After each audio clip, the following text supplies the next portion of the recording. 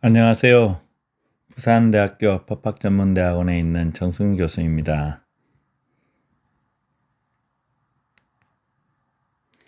2021년 제1회 변호사 시험 모의시험 기록형 문제를 해설하도록 하겠습니다. 우선 첫 번째 문제, 취소 소송의 소장을 작성하는 내용입니다.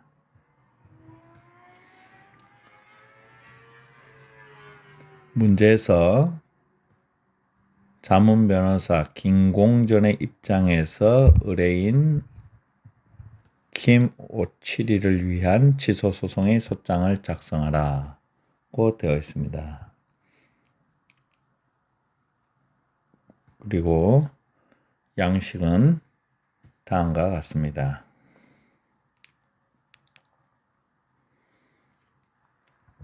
피고 청구 취지, 소의 적법성, 그 다음에 원고의 아버지에 대한 처분, 처분이 한 개, 두 번째 원고에 대한 처분,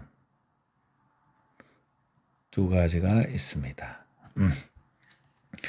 이 중에 근거법령의 위헌 위법성은 기재하지 말도록 되어 있고, 마지막 제소기간은 최종일로 기재하고, 소의 적법성에 관해서는 필요한 내용을 기재하도록 하고 있습니다.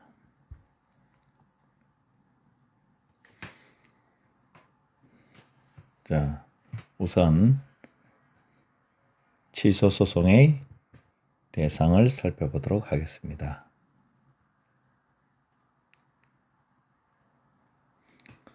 소장에서는 통상 이와 같은 양식으로 되어 있습니다. 소장, 원고, 피고, 사건 제목, 청구 취지, 청구 원인, 입증 방법, 첨부 서류, 작성일과 작성자, 관할. 청구 원인인 경우 경위, 그 다음에 처분의 위법성이 주로 문제가 되지만 시험을 위해서 소의 적법성도 다루고 있습니다.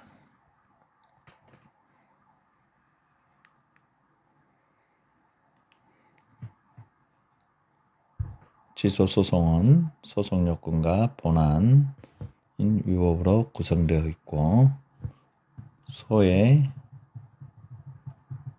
적법성에선 대상, 원고, 피고, 협의의 소익, 제소기간, 필요적, 행정 심판, 전치주의.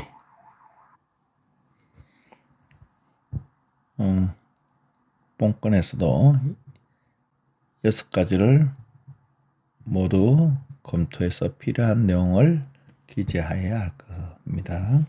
그 다음에 위법, 처분의 위법과 관련해서 본안에서 검토해야 되겠습니다.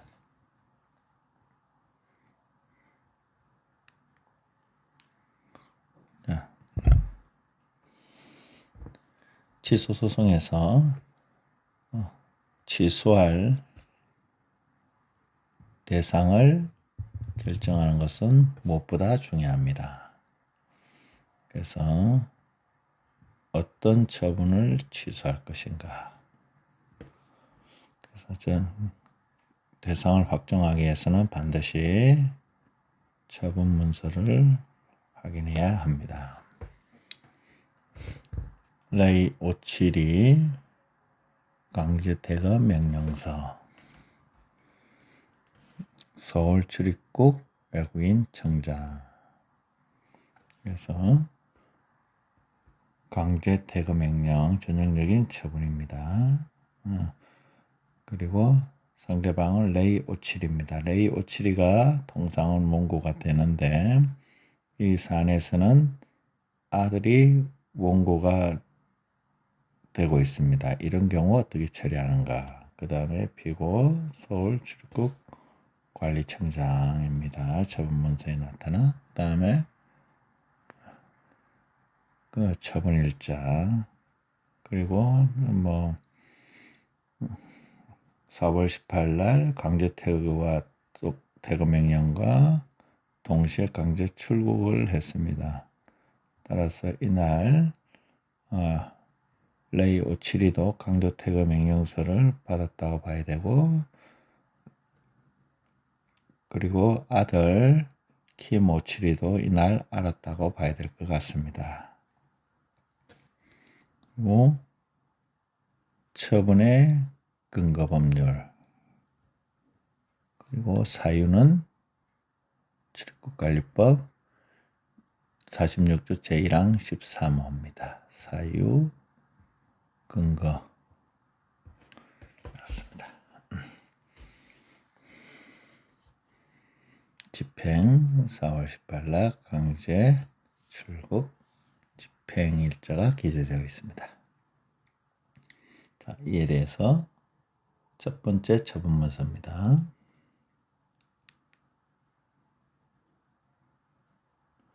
자, 이에 대해서 레이 오칠이에 대한 강제 퇴거 명령을 어떻게 할 것인가 에 대해서 내부 회의록에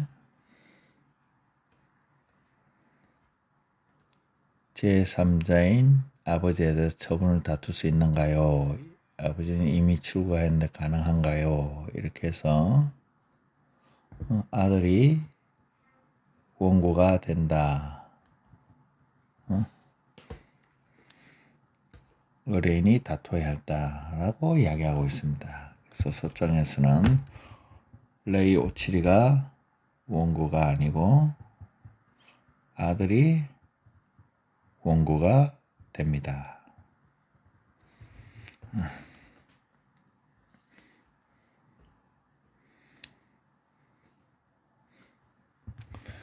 이게 일반적으로는 출국한 이후에도 본인이 해외에서 수임하여 진행할 수 있다. 그러나 아버지와 연락할 수 없어서 부득이 아버지 명의로 제기할 수 없다. 그래서 그리고 아버지는 강제 퇴거를 당하면 5년간 재입국 때문에 다투어야 된다. 이렇게 이야기하고 있습니다. 원고를 이 사건에서는 아주 주의하셔야 됩니다.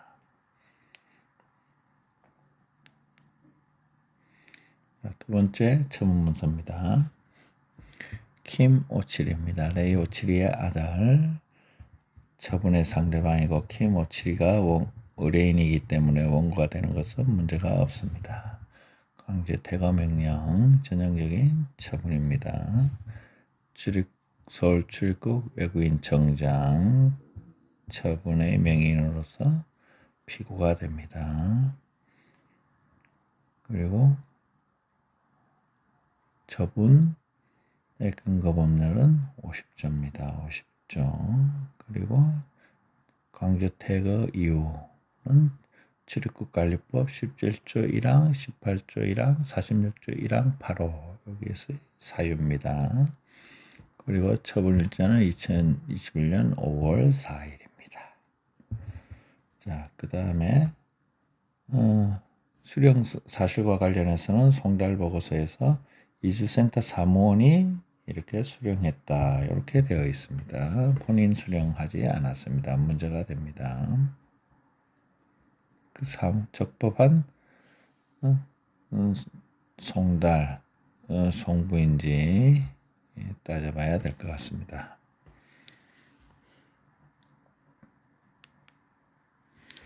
보호명령서. 보호명령서는 서울 출입국 외국인 청장이 집행자에게 보호명령 하는 것입니다.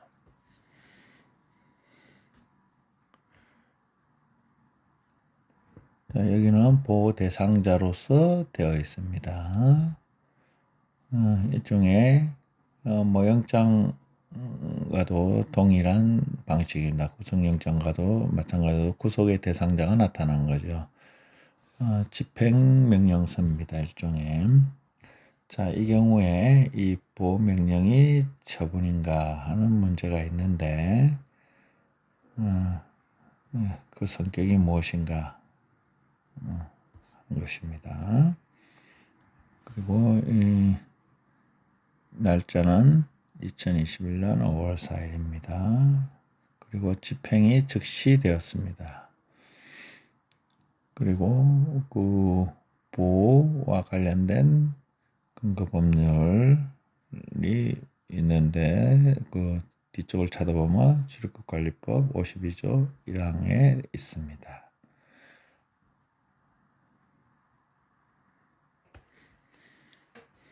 그리고 보호 사유는 강제 퇴거 명령에 따른 보호입니다. 사유가 됩니다. 기간은 퇴거 집행 완료 시까지입니다. 자, 이와 관련해서 여기는 보호명령의 성격이 무엇이고 이것이 취소소송의 대상이 되는가를 검토를 해야 할 것입니다. 자, 통상 처분과 관련해서는 행정작용에서는 행정행위, 행정입법, 행정계획이 있고 그 중에 사실행위와 관련해서 행정지도가 나타나는데 어디까지 처분인가 하는 것이 항상 문제가 됩니다. 행정행위의 경우에는 처분이 되지만은 사실행위에는 처분이 된 영역과 처분이 되지 않는 영역이 이렇게 경계선을 이루고 있고 행정입법도 마찬가지입니다. 행정계획도 동일한데 처분적 행정입법, 구속적 행정계획을 기준으로 이거는 권력적인 사실행위를 기준으로 나누고 있습니다. 처분성 판단 기준과 관련한 대부분 판례가 중요합니다. 그래서 판례의 취지는 항고소송의 대상이 될 수 있는지 문제는 추상적, 일반적으로는 정할 수 없고 구체적인 경우에 행정청은 또는 행정청이 공권력의 주체로 수행하는 구체적 사실에 관한 법 집행으로서 국민의 권리 의무에 직접적 영향을 미치는 행위라는 점을 염두에 두고 관련 법령의 내용과 취지, 그 행위의 주체 내용, 형식, 절차, 그 행위와 상대방 등 이해관계인이 입는 불이익과 실질적 관련성, 법치 행정의 원리와 당의 행위에 관한 행정청 및 이해관계인의 태도 등을 참작에 개별적으로 결정해야 한다. 이 적용된 영역은 사실행위 영역, 행정입법의 영역, 행정계획의 영역에서 처분성을 판단하는데 적용되는 판례입니다. 보호명령은 현재 행정구금의 일종입니다. 행정상 인신구금의 종류는 통상 세 가지로 나타나는데 즉시 강제의 성격으로서의 인신구금이 하나 있습니다. 정신보건법상의 강제입원, 경찰관 직무집행법상의 보호조치, 전염병 예방법상의 강제격리, 마약류 관리에 관한 법률상의 치료보호 등이 있고 그 다음에 징계별로서의 인신구금인데 군대에서 있는 영창제도입니다. 그리고 마지막에 출입국 행정상의 인신구금 보호명령입니다. 이주구금이라고도 합니다. 성격이 조금씩 차이가 있습니다. 이 사건에서는 마지막에 있는 보호명령 이주구금입니다. 이러한 구금은 사실행위인과 동시에 권력적인 사실행위입니다.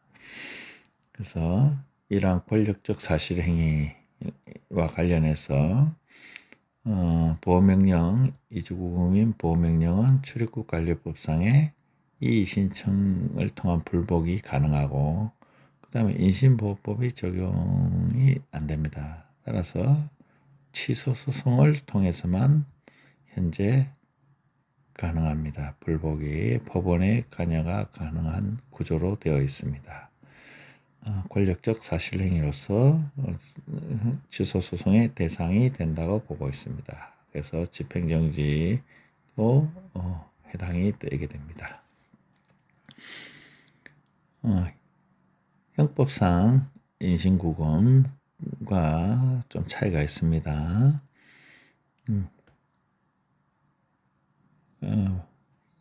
형사상에서는 검판사를 통한 발부, 그 다음에 불복은 구속적 부심, 그 다음에 기간은 아주 법률로 아주 제한적으로 기간이 규정이 되어 있고, 석방은 구속 취소나 보석을 통해서 석방이 됩니다. 이에 반해서 이주구금은 출입국 관세의장이 하게 되어 있고, 불복은 법무부 장관의 이 신청을 통해서 하고 있고, 그 다음에 기간은 뭐 현행법은 3개월마다 아주 무제한으로 허용되고 있고, 그리고 석방 같은 경우는 일시 해제인데 출입 관세의장이 하도록 되어 있습니다. 차이가 있고 여러 가지 이로 인해서 많은 문제가 발생하고 있습니다.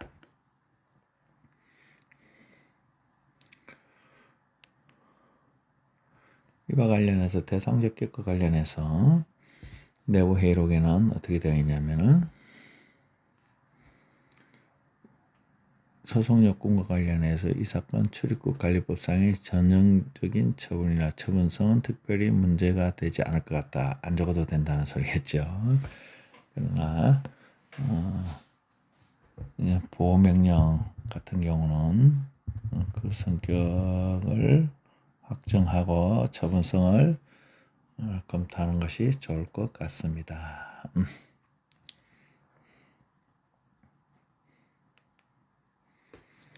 두 번째, 원고적격, 피고적격과 관련된 이야기입니다. 이제 제1유형의 소송입니다. 그 1유형의 소송인데 출입국 관리청에서 레이 오치리와 킴 오치리에 대해서 불이익 처분을 했습니다. 이런 경우는 불이익 처분의 대상자가 상대방이 원고로 나서게 되는데, 이 불이익 처분의 상대방이 아닌 A가 아닌 다른 사람이 되는 경우 어떻게 되는가 하는 문제입니다. 이 경우에 행정소송법 12조에 처분의 취소를 구할 법률상 이익이 있어야 됩니다. 불이익 처분의 상대방은 법률상 이익이 있습니다. 그러나 이 A가 아닌 다른 사람인 경우에는 반드시 12조를 검토해야 됩니다. 이때 법률상 이익과 관련해서는 법률상 보호되고 있는 이익구제설이 다수설이고, 이때 법률은 당해 처분의 근거 법률로 보고 있고, 보호된 이익은 구체적인 직접적인 이익입니다. 그래서 보호규범과 비보호 이익을 설시해야 되겠습니다. 사건은 요 사안입니다. 제3자의 효가 아닌 갑을 대신해서 나설 수 있는 정의 범위와 관련된 문제입니다. 제3자 단체 법인의 구성원 같은 경우는 통상 허용되지 않습니다. 권리의 양수이나 승계인 경우 제3자의 소송 단담으로 허용되지 않지만 예외적으로 허용되는 범위가 있습니다. 단체 구성원도 마찬가지겠습니다. 이해관계 있는 3자의 범위가 어디까지인가 하는 문제가 되겠습니다.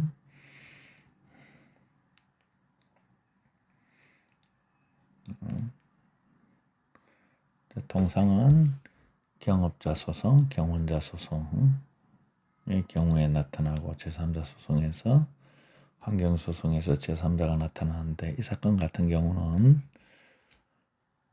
좀 특이하고 헌법소원에서 제3자의 청구인 적격도 문제가 됩니다. 이 경우는 자기관련성에서 문제가 됩니다. 자기관련성과 관련된 내용들 헌법재판소의 결정 잘 기억하셔야 됩니다. 행정소송의 법률상 이익과 원고적격과 조금 차이가 있습니다. 자, 불이익 처분의 제3자 원고적격과 관련해서는 기본적으로 이런 기본적인 원칙 제3자인 경우라고 하더라도 법률상 보호되는 이익이 있으면 가능하고 이때 보호된 이익이란 당해 처분의 근거법규 관련 법규에 의해서 보호되는 개별적인 직접적인 구체적인 이익을 말한다. 간접적인 경우는 안 되지 않는다는 것을 전제로서 써야 되고 그런데 아들이 아버지의 처분을 다툴 수 있는가? 원칙적으로 되지 않습니다. 아버지와 아들도 별개의 독립된 주체로서 아버지와 아들이라는 신분관계로 인해서 원고적격이 인정되는 것은 아닙니다. 그러면 구체적으로 어떠한 처분의 근거가 되는 출입국관리법이죠. 출입국관리법에 의해서 그 아버지에 대한 처분이 아들의 이익도 보호하고 있는지를 검토해야 합니다. 법인 같은 경우는 법인과 주주 개인은 별개입니다. 그러나 예외적으로 다투는 수 있는 경우가 우리 판례에 나타나고 있습니다. 이것도 아주 예외적인 경우입니다.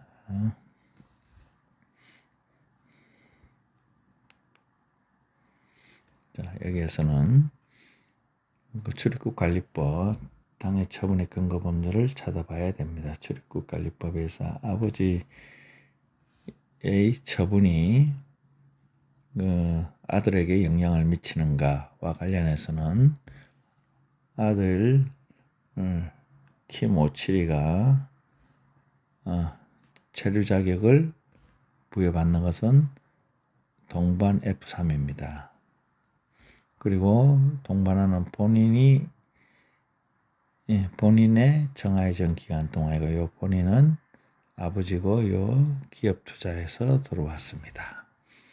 그래서 출입국관리법 10조 1호에 일반 체류 자격이 있고 이 일반 체류 자격 중에 장기 체류 자격을 부여받았는데 아버지가 이 장기 체류 자격 중에 기업 투자 자격으로 들어왔고 아들은 이후에 동반하는 F3 체류 자격으로 왔습니다. 따라서 그 아들인 킴57이는 본인 아버지의 체류 자격 상실과 관련해서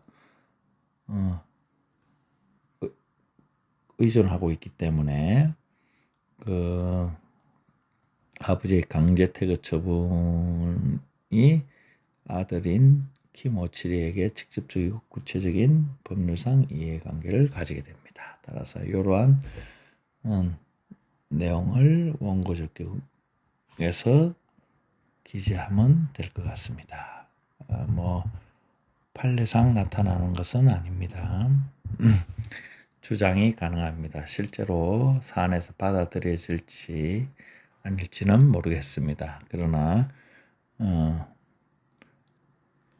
변호사 입장에서는 나름 원고적격에 관한 이론을 세워서 주장할 필요가 있습니다. 따라서 처분의 근거 법률인 출입국관리법을 근거로 해서 법률상 이익을 주장하여야 합니다. 자, 피고적격과 관련해서는 처분행정청. 처분행정청은 여부적으로 그의 명의를 행한 행정청이라고 하고 있습니다. 판례. 따라서 이 사건은 서울 출입국 외국인 청장이 됩니다. 그 다음에 이 사건은 승계행정청이나 행정주체도 아니고, 그 다음에 뭐 변경이 되는 경우, 권한의 승계가 된 경우가 아닙니다.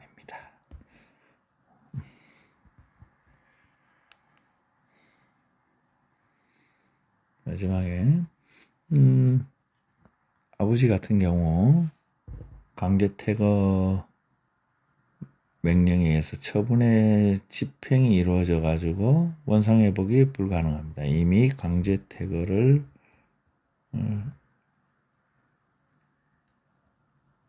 하였습니다. 이런 경우에 소이익이 없는데 소이익이 없어서 각하됩니다. 그러나 예외적으로 또 소이익이 있는 경우가 있습니다. 행정소송법에서는 처분의 집행으로 인하여 소멸된 뒤에도 그 처분 등의 취소로 인하여 회복되는 법률상 이익이 있는 경우에 소이익이 있다라고 하고 있습니다. 이와 관련된 내용을 검토해야 합니다. 행정소송법 12조 후문의 협의 소익과 관련해서 강제퇴거 명령 취소 소송에서 퇴거가 완료됐습니다. 이런 경우에 소이익이 없습니다. 그러나 출입국관리법 11조 제6호에 강제퇴거 명령을 받고 출국한 경우 5년 동안 입국이 금지됩니다. 따라서 부수적인 이 입국금지 효력을 배제할 법률상 이익이 존재하게 됩니다. 따라서 퇴거가 완료된 경우에도 소이익이 있게 됩니다. 협의소임 감봉처분이 있고 공무원 신분이 상실돼서 감봉처분에 의한 복지 원상회복이 불가능하지만은 그 감봉을 인한 금액을 원상회복할 필요가 있기 때문에 소이익이 있다는 판례가 있습니다. 참고하시면 될 것 같습니다. 제소기간과 관련해서는 행정심판이 있는 경우에는 재개를 기준으로 합니다. 이 사건은 아닙니다. 처분을 기준으로 합니다. 그러면 처분이 있는 날로부터 1년, 그 다음에 처분이 있음을 한 날로부터 90일입니다. 따라서 이 사건은 두 개의 처분, 레이572에 관련된 강제퇴거, 그 다음에 킴572와 관련된 강제퇴거 명령과 보호명령을 기준으로 해서 가장 빠른 날짜의 처분을 기준으로 해서 안날을 기준으로 하면 되겠습니다. 그래서 이 사건은 레이572 강제퇴거를 기준으로 해서 4월 18일 날 있는 날 안날이 됩니다. 이 레이572의 강제퇴거 명령은 킴572도 이때 알았다고 봐야 될 것 같습니다. 그래서 4월 18일이고 그 다음 날부터 기준으로 해서 1, 2, 3, 4, 5, 6, 7, 8, 9, 10, 11, 12, 13, 13에 하면은 91일째입니다. 그 전날 이날이 만료입니다. 그래서 7월 17일이 만료인데 기간의 개선과 관련해서는 행정소송법 8조 2항, 민사소송법 170조, 민법 161조, 감공서의 공휴일에 관한 규정에 의해서 토일인 경우에 만료가 되면은 그 다음인 월요일이 만기일이 됩니다. 그래서 19일이 만료입니다. 7월 19일자로 기재하면 되겠습니다.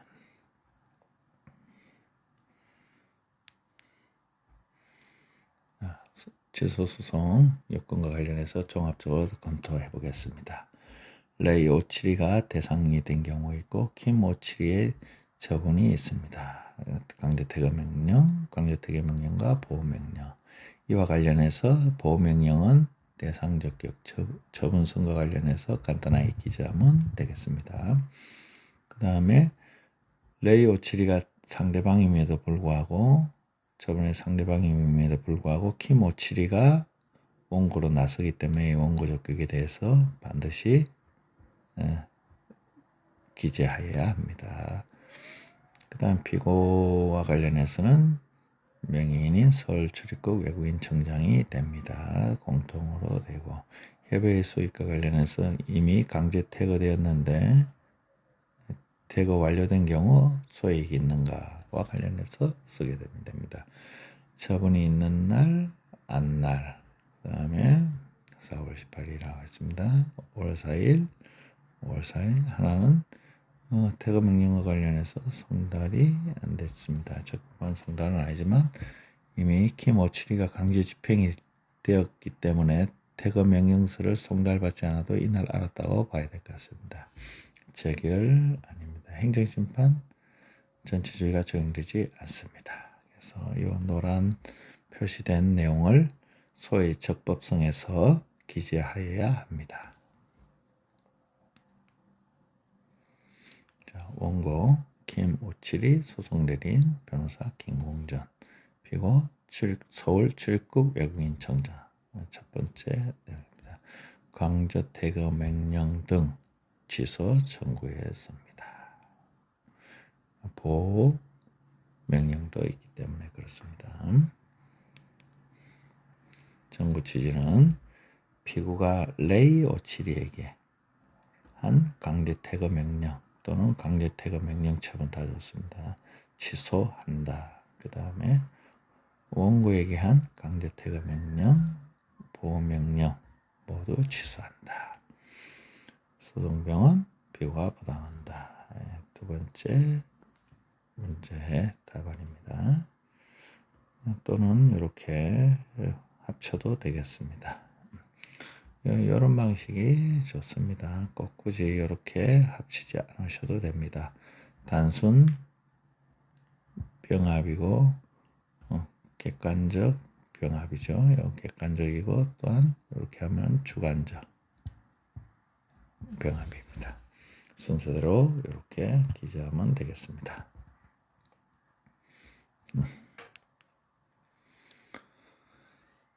사건 처분의 경우에는 생략하겠습니다. 통상 처분 문서에 기재된 사실, 근거 법령, 처분일과 안날 이런 정도로 기재하면 되겠습니다. 본인 주장을 포함하면 안 됩니다. 대상, 원고, 피고, 협의의 소위, 제소기간 기재하면 되고 필요적 행정심판 전체주의 필요 없습니다. 이와 관련해서 내부 검토록 해서는 대상도 필요 없다라고 하고 있습니다. 피고 적격도 과거 같은 경우는 늘 문제가 나왔는데 써도 되고 안 써도 될 것 같습니다. 현재는 소위 적법성 관련됐습니다. 대상, 원고, 피고, 협의 소위, 제소기간입니다. 말미 보면 결론 생략하고 입증 방법은 기록에 나타난 문서들입니다. 처분 문서, 판결문, 갑제, 1호증, 2호증, 3호증, 4호증, 갑제입니다. 피고가 제출하는 것은 을제 됩니다. 첨부 서류는 이 서류가 소장 부본이 상대방한테 피고에게 전달된 소장 부본, 그 다음에 위 입증서류 4번이 소장에 하나, 그 다음에 부본에 하나 붙어되기 때문에 두 부, 그 다음에 소속 입장 정도가 기대되어야 되고 2021년 7월 19일이 마지막 날입니다. 원고 소송대리인 변호사 김공전, 그 다음에 서울행정법원입니다.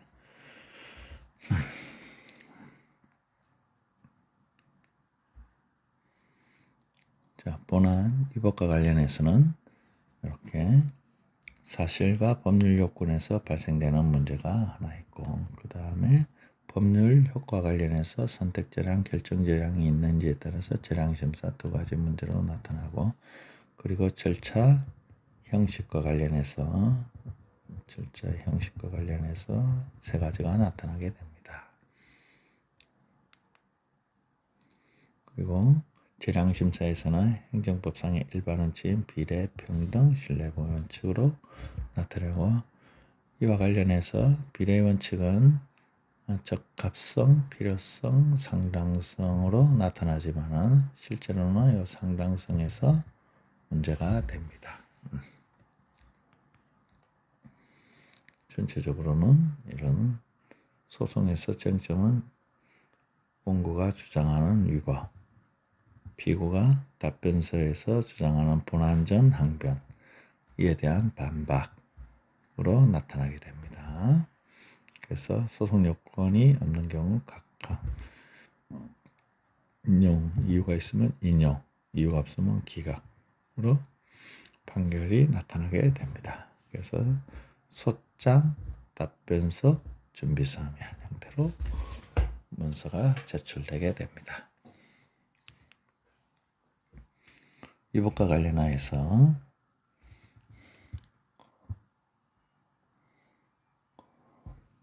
내부 회의록에 있습니다. 보험명령과 관련해서는 도주 우려가 있으면 집행정지를 받아들이지 않는다. 정지 요건을 잘 검토해봐라. 집행정지와 관련된 것뿐만 아니라 처분에서도 관련성이 있습니다.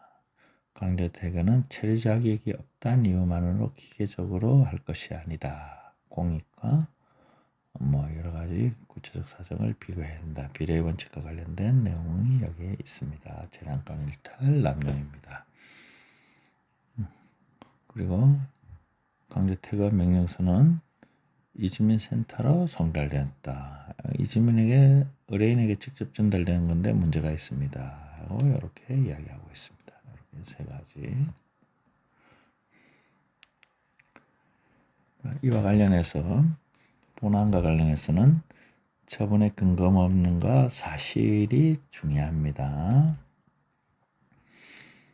이 사건 레이 오치리는 아버지인 레이 오치리는 쓰지 마라. 킴 오치리만 검토하라는 것이 문제가 나와 있습니다. 그렇죠? 킴 오치리와 관련해서 강제퇴근 명령과 보호명령 두 가지가 있습니다.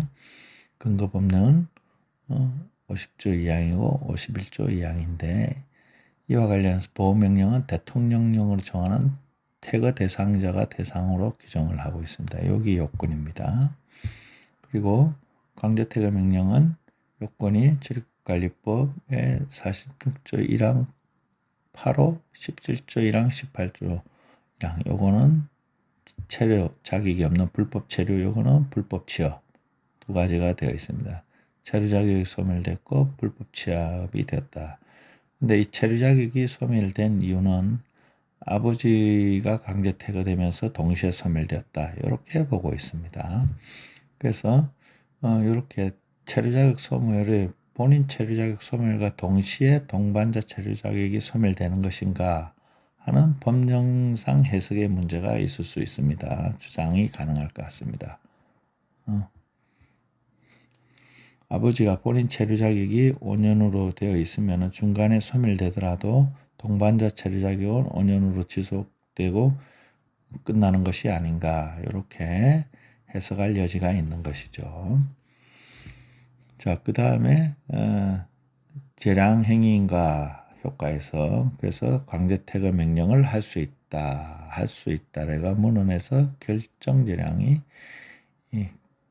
부여되어 있습니다. 따라서 결정재량, 재량행위로 봐야 하고 비례원칙, 평등원칙, 신뢰보호 원칙 중에 이 사건에서 나타난 것은 비례원칙과 관련해서 자료가 나타나 있습니다. 절차 형식의 위법과 관련해서 근거법령에서 나타나는 것, 그 다음 행정절차법에서 나타난 건데 적용의 대상이 되지 않습니다. 행정절차법에서 송달과 관련돼서 근거법령에서 별도의 규정이 있습니다. 여기와 관련해서 문제가 있다라고 하고 있으니까 검토해야 됩니다.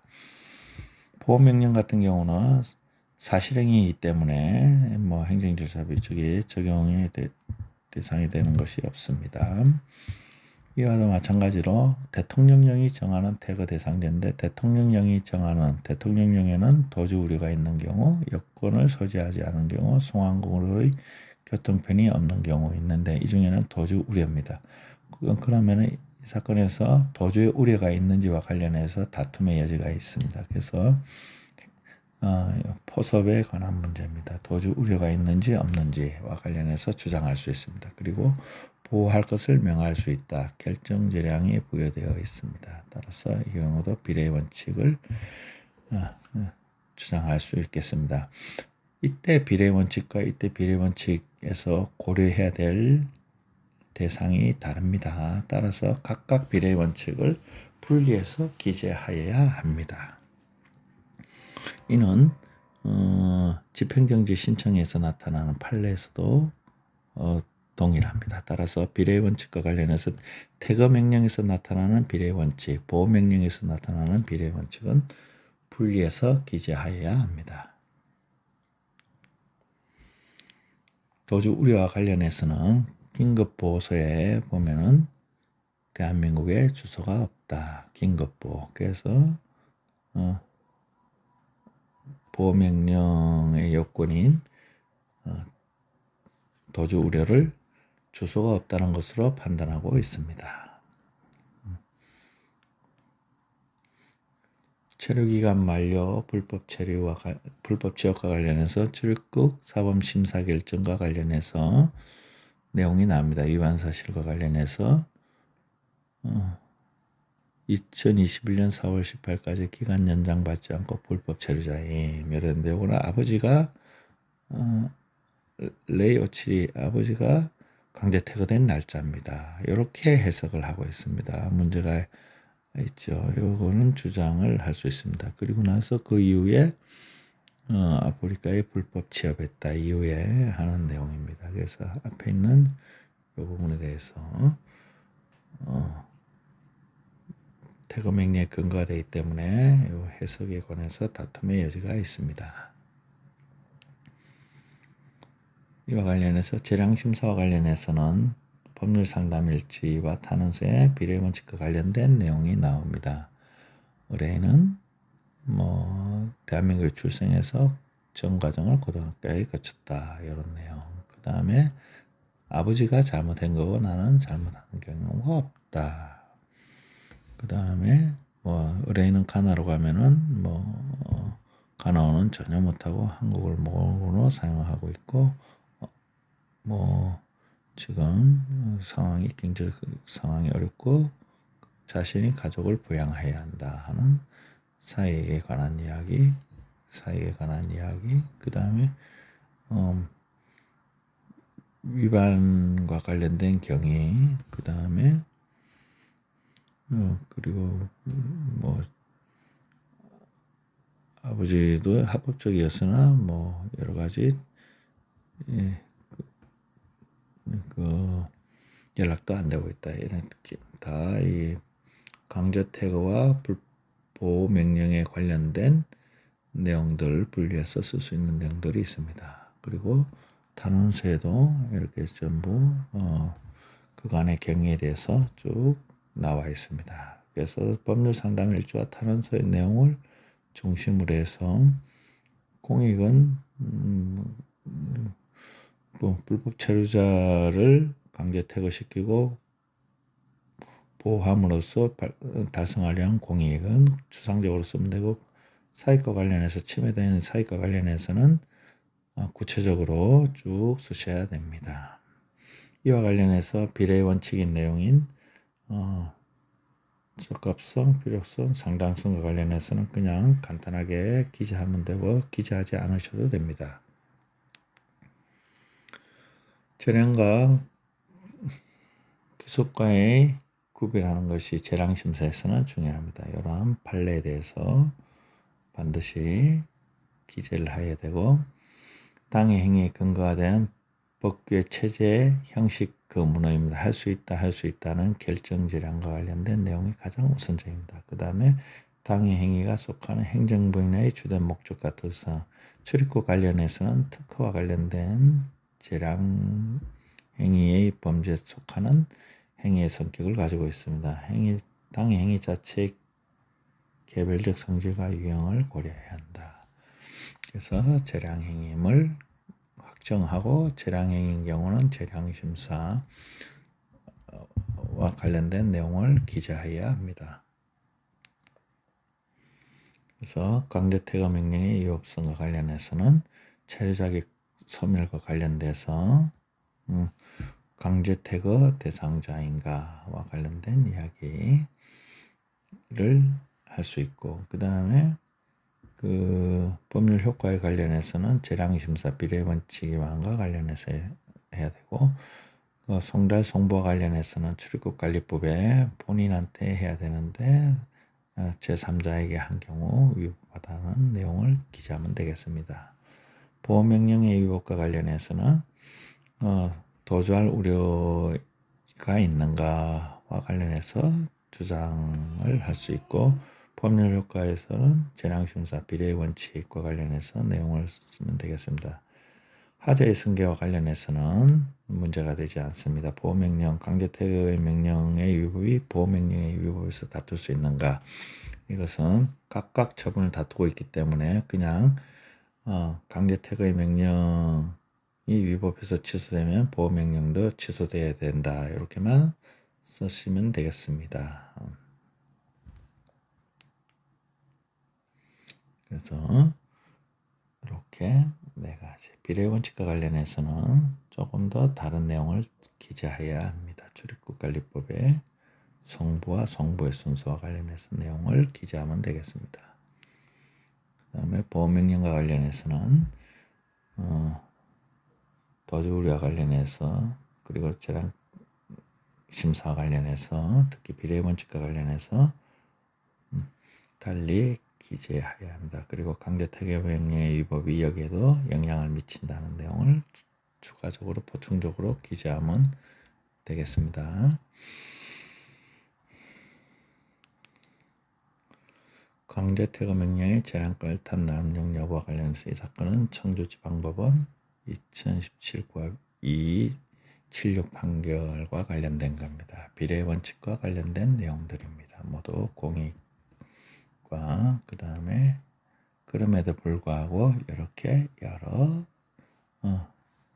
사익 침해가 있고 여러 가지 위반 경위라든지 정도, 피해 정도 이런 것들을 고려해서 재량권 일탈 남용으로 위법하다, 비례 원칙 등의 위반으로 이렇게 판시하고 있습니다. 고생하셨습니다.